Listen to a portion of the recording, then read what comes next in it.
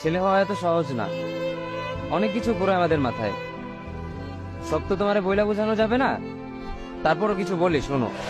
আমরা ছেলেরা বউর সামনে মার সাথে ভালো করে কথা বললে মার আঁচলে থাকা সন্তান, আবার মার সামনে বউর সাথে ভালো করে কথা বললে বউর গোলাম।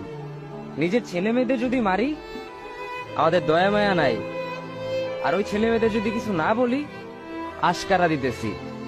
নিজের বউরে দিয়া যদি জব করাই সেই ক্ষেত্রে আমি বউর কামাই খাই, আর যদি বউরে দিয়া জব না করাই আমি সন্দেহ করি। সারাদিন ঘরের বাইরে থাকলে আমরা বাদেম্মা, আর যদি ঘরের ভিতরে থাকি তাহলে বেকার, কাজ কাম নাই।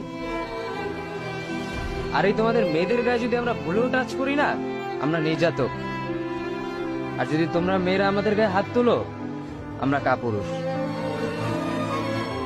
আর একটা ছেলে কি বা করে পুরো লাইফে নিজের জন্য? মার ওষুধের থেকে শুরু করে বউ বাচ্চার প্রত্যেকটা শখ পালন করার দায়িত্ব একটা পুরুষের। কিন্তু কি লাভ এত কিছু কইরা? দিন শেষে একটা ভুল করলেই সবাই ভুলা যায় যে কে কি করছে তার জন্য।